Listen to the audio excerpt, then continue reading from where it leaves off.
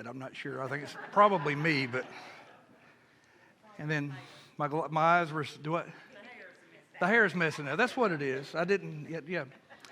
My eyes are so dry this morning, I couldn't even get my contacts in, so I'm wearing glasses, and these glasses are Thursday. I got these glasses Thursday, so I'm struggling with them.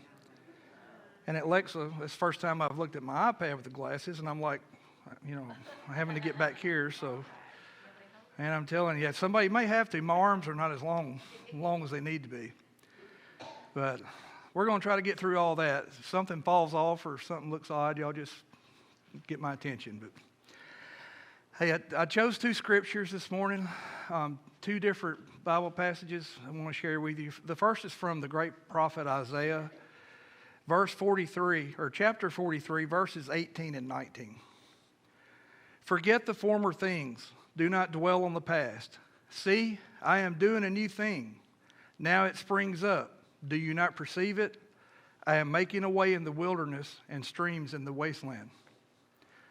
The second passage I chose this morning is from Hebrews. It's chapter 10, verse 25. Not forsaking the assembling of ourselves together, as the manner of some is, but exhorting one another, and so much more as you see the day approaching. This is the word of God for the people of God. Thanks be to God. So, I guess Pastor Kenny contacted me, I'm going to guess, probably October with this date. I'm like, yeah, I'd be glad to. And I thought about it again about 2 or 3 weeks ago. Oh. So I've struggled with what I had 2 or 3 different things I wanted to speak about, wanted to talk about, and I was kind of deciding what I want to talk about and what do I need to talk about. And as usual, I thought I was in charge and I'm going to pick what I want to do. And then here comes God along with a different idea, So if you noticed I think it's printed the changes in latitudes, changes in attitudes. How many parrot heads do we have here? I see a couple. Got to be a parrot. There's some parrot heads back here. All right. Oh. Okay, how many Jimmy Buffett fans do we have here? All right. So this is going to have a little bit of Buffett in it. And I blame my wife for that. She is a huge parrot head. She's all about some Jimmy Buffett. And we're also going to have some travel overtones. We're going to go, as a guy I used to work with would say, we're going to go around Aunt Lucy's house to get there. But I hope we all arrive at the same place. I wanted to start, again, I had just started thinking about this recently. We were in Gatlinburg around the first of the year, and we were at Dollywood. And I forgot it in Lexa. And somebody remind me, paintings or pictures that has something hidden in it, what do they call those? Some kind of drome or gnome or, anyway. You know what I'm talking about. There's a picture or a painting or something, but it's got something hidden in it. Well, we're in this little shop in Gatlinburg, and they had a whole wall up there that had Jesus in them. But, I mean, you glance at it, you see a pasture or a field or something. So you had to kind of look. And we're standing there looking at it, talking about it, and like, well, yeah, he's there. You just have to look for him. And we looked at each other like, it's one of those God wink moments. Thought that was pretty cool. But I got to thinking about it. Perhaps we're not looking for him in the small places, in the small spaces like we need to be. Sometimes we rely too much on him to look for us. Sometimes we want him to push us and stay on us, and it's so easy to get comfortable where we are in life and wait for him to nudge us, or in my case, push, or maybe even a little gentle kick every now and then. So here's where the travel part kicks in. We love to travel. Bridget and I are fortunate that our lives and our careers have taken us all over, not only the state, but all over the country. We've traveled from, I guess, Boston to San Diego at various times. We've changed a lot of latitudes, and I'll tell you, as you change latitudes, you guys that travel, you see a lot of different attitudes, don't you?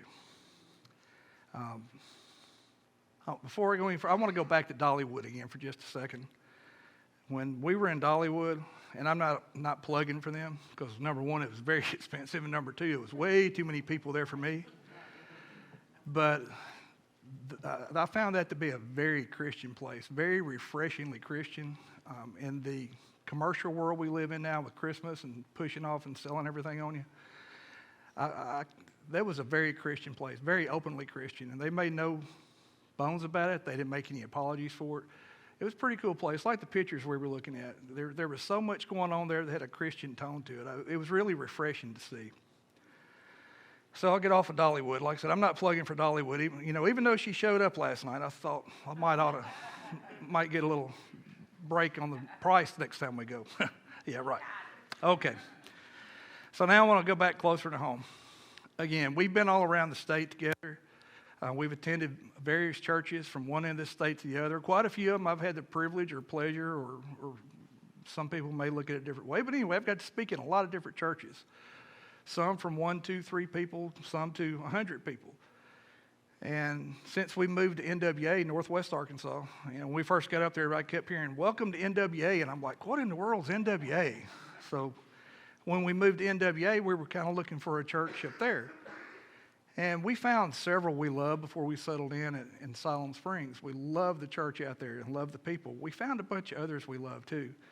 But I found something that just kind of blew me away. There was one church up there in Rogers that runs like 4,000 people. Yeah, I grew up here.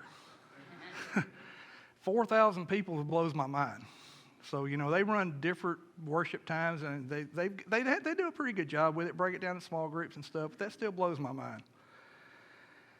But, when we went in those big churches, and even when we went in some of the churches that had 10 people, we found that they were full of good people, really good Christian people. We found a lot of people that love God, and they just want to worship God, and they want to be good, faithful Christians. Several of the congregations we attended, it was hard to leave. We were looking for a place that we felt at home and where we wanted to be. And we met so many good people, it was hard, like, we're going to go to this church this Sunday, this church this Sunday. Like, well, I really like that one. Yeah, but let's go check this one out, But we wound up settling there in Siloam, and we really love it there. Leaving your home or your comfort zone isn't always easy, is it? We prayed about the move to NWA. We were pretty comfortable where we were. We were going to have to leave our comfort zone. We prayed about it, talked about it. We both felt called to move. And after consulting the Bible, it was pretty easy. And when you have that uneasy feeling about traveling or moving around, you need to go no further. Look at Psalm 23:6. Surely your goodness and unfailing love will pursue me all the days of my life. That told me all I need to know. It don't matter if I stay in Sheridan, if I come back to Marvel, if I go to Rogers, wherever I go, he's going to be there. He's going to be there when I get there. He's going to be there for me. It says right there, he's going to pursue me all the days of my life. I can't even outrun it.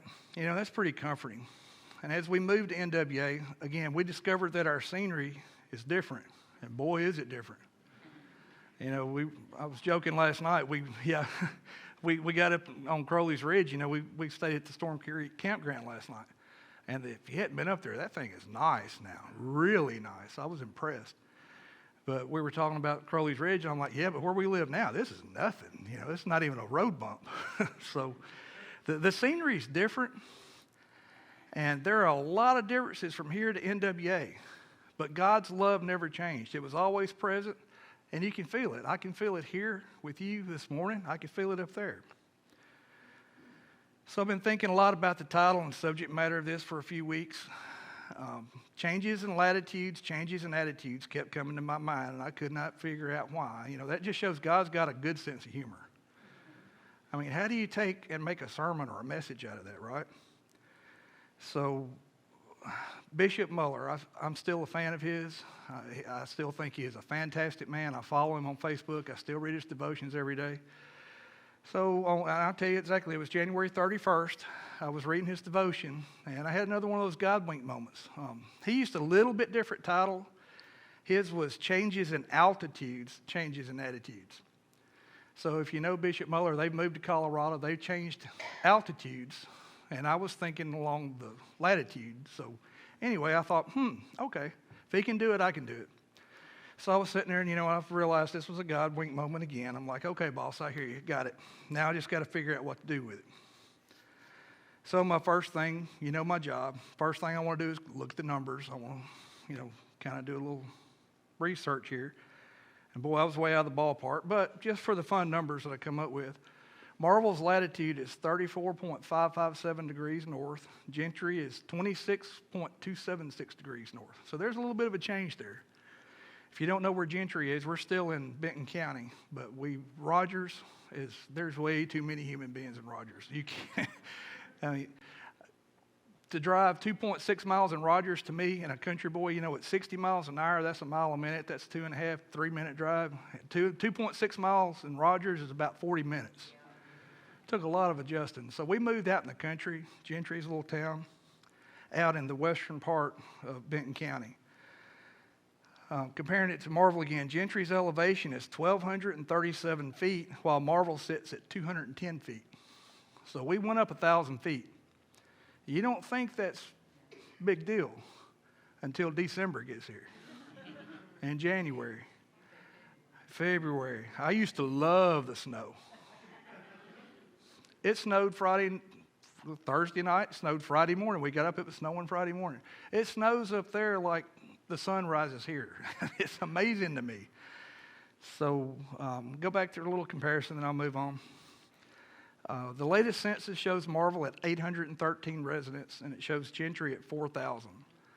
When I was growing up, it seems like Marvel was either around 12 or 1,500 people most of the time, if I remember right.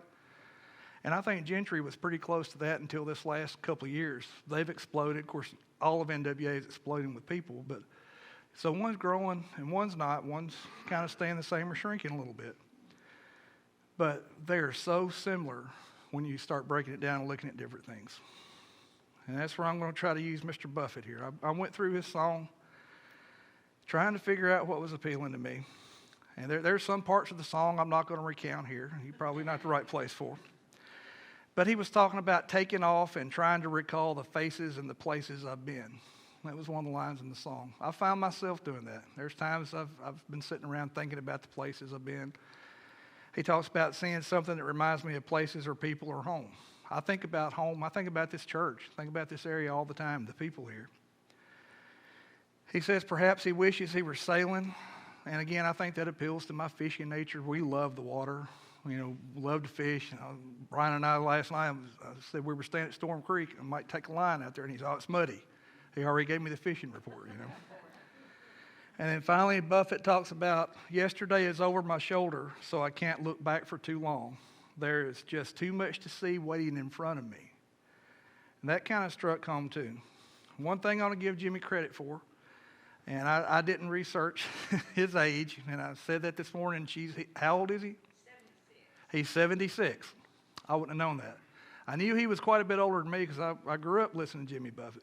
What I can give him credit for, he's 76 and he's still out there. He's still changing his latitude. I don't know if he's changing his attitude, but he's still moving around. He's still going. He's getting out there and doing and seeing what he wants to do. He pauses to reflect on where he came from and the people that shaped his life, as we should, yet he's still looking forward to what is to come. I think that's how a Christian should be.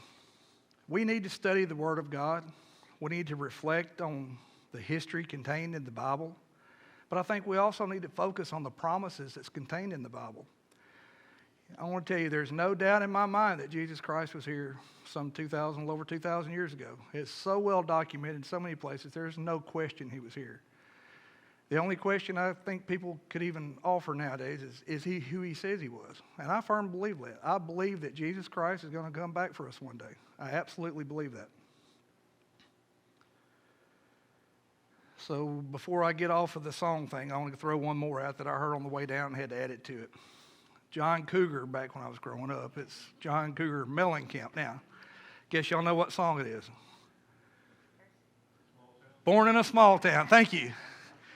The lyrics, I was born in a small town and I live in a small town. I'll probably die in a small town. Oh, those small town communities. Coming from here in Marvel, small town, and now we live in one of the smaller towns in NWA, I can relate to this song. Now, I want you to think about Jesus and his small town. We're going to wind the clock back a couple thousand years. In a small town, everybody knows everybody's business, right? That's a given. I suspect that where Jesus grew up was much like our small towns. Could have been very much like Marvel. I also think Mary and Joseph would fit in with our small town parents today. Well, I don't guess they had the social media and the 24-hour TV and all that stuff. But they faced issues with raising their kids just like parents do today. You know, they could have been any of our hardworking young farming couples right here that are raising their children right and teaching them the proper way. I believe that Jesus' parents didn't train him to be God. Now, obviously, they knew something was going on. I mean, look at the conception. They're getting visits from angels. Wise men are coming to see him. I mean, I could figure out something's going on here. But, you know, it's kind of like, well, what do we do here? So, after Jesus' birth, I think things kind of settled down. We didn't hear a whole lot about what went on during his formative years. But I think Mary and Joseph were teaching Jesus to be a good, kind, loving human being. They were just raising him to be a good person then. Sounds a lot like our parents today, don't it? But you think about this, though. Not only his parents trained him that way, I think the whole town where Jesus grew up trained him that way. I think more especially his church of the day trained him. Now, that granted, they didn't have a church like what we consider church today, but he had a church community that he grew up with. You know, I think that community helped raise him and set him on the straight. And boy, I can tell you several people here that kind of set my tail on the straight and narrow a few times growing up. I see Miss Kathy smiling. Miss Kathy Harris is one of them. I didn't get that out of my mouth. I saw her smile. She had her hands full with John. Me and John, boy, I tell you, yep. She didn't buy that getting stuck, being late coming home too many times there. Miss Nina. I'm still scared of Miss Nina, I'll tell you what. There's so many of these two sitting right here, Mike and Brenda, where they had so much to do with my raising and where I'm at today. You know, without them, I don't know where I would be. So many people. Ms. Washburn, you know, my goodness, Miss Washburn, if it hadn't been for her, man, Martin Ellenberg and I, that's no telling, we'd probably be in the penitentiary today. I remember when we were building the fellowship hall over here, we used to sign out a study hall in the afternoon to go work on the fellowship hall, and we slip off and go fishing or go hunting. Yeah, well, I remember you getting on us about that and talking to Miss Washburn. Next thing I know, we're back in study hall. So the point I'm making is our churches, no matter how big or no matter how small, they got to become like our small towns again, you know? Especially when it comes to our children. I just saw Barbie come in with the children. That was perfect timing, Barbie. Thank you. We hear the saying, it takes a village, right? And I think there's a lot of truth to that. But I'm going to submit to you, I think it takes a church village. I really do. No matter where I may roam, this is always home, y'all. You know, we're always going to miss home when we move about, and we may become bewildered out there in this big old crazy world. Some folks in this world have sure lost their way. You know, there's some mixed up things going on out there nowadays, really big time mixed up. And I remember my dad saying that our world, or actually I think he wasn't talking about the world most of the time. I remember my dad talking about how this country is just gone crazy. I think he used a little more colorful expression than what I'll use, but I remember him saying his father and even his grandfather used to say the same thing. And here in the last couple of years, I find myself saying it. So not only am I becoming my dad, but I get to looking around, you know, that we've been saying this for years. I think every generation says it. Man, this world's just gone crazy. I don't know where we're going. Every generation has thought that. I'm going to go all the way back to 1863. President Abraham Lincoln said, and I'm going to quote, and listen to the president's words, "We have been the recipients of the choicest bounties of heaven, but we have forgotten God. We have forgotten the gracious hand which preserved us in peace and multiplied and enriched and strengthened us. And we have vainly imagined in the deceitfulness of our hearts that all these blessings were produced by some superior wisdom and virtue of our own heart." Does that not sound like what's going on today? That was 1863. Where's my math teachers? 160 years ago? Close enough, we'll call it that. 160 years ago, the same thing was going on. A little different than, you know, what now, but it was the same type thing going on. And you know what? President Lincoln couldn't fix it. Nobody, not one person that sat in that Oval Office can fix it. They can't fix it with the help of Congress. They can't fix it with the help of the Supreme Court. They can't fix it with the help of world rulers. We don't have a law problem. We have a sin problem. And I don't care how many laws we pass, we're never going to legislate it back right. We've got to get back right with God. And God gave us the recipe to fix it. It's right here in the Bible. And I'm sure you've all heard this, and you've heard me say it right here before, 2 Chronicles 7:14. If my people who are called by my name will humble themselves and pray and seek my face and turn from their wicked ways, then I will hear from heaven and I will forgive their sin and I will heal their land. There's the recipe right there. That's what we got to do. So no matter what you think the current state of the world is, remember the words of the great prophet Isaiah. That was our scripture this morning. Isaiah tells us to forget the former things. Don't dwell on the past. You see, I am doing a new thing. Now it springs up. Do you not perceive it? I'm making a way in the wilderness and streams in the wasteland. What he's telling us is yesterday is gone. It's past.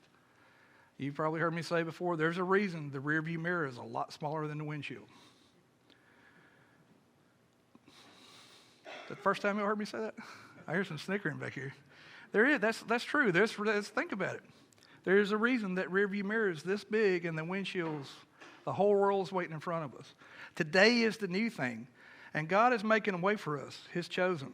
It's going to come in His time, not on our time. So what I want you to take away from all this rambling this morning is no matter what your latitude. Oh, I lost my, see, there we go. No matter what your latitude, it's your attitude toward God that really matters. Anywhere I've stumbled to, anywhere I've found myself, it's amazing. I found that God has already been there. In fact, He's still there, and He's still showing out. Everywhere I've roamed, I've found the light of God is already there, and it's already burning. So, y'all, it's up to us to show the world God's love and light. It don't matter if we live in Marvel or Lexa, Turner, Helena, West Helena, Rogers, Gentry, Arkansas. It don't matter where you live.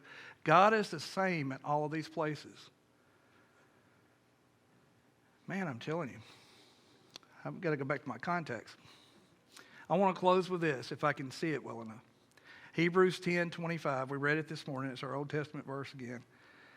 But it reminds us to not forsake the gathering together as we are here today, and to do more so as we see the day approaching. I think we all know the day is approaching. We don't know when it'll come, but the signs are there. This world is in turmoil. The church is in disarray, and it only seems to be getting worse. Now is the time for us to assemble ourselves together, to turn up the volume of our worship, and we need to take the light through those doors into whatever small community or large town, wherever we may find ourselves. We need to take the love and light of Christ into this sick and dying world. And I'm telling you, this church right here, we can take that love and light out there, and we can show them the light of Christ like only a small town, like only Marvel can do. In the name of the Father, the Son, and the Holy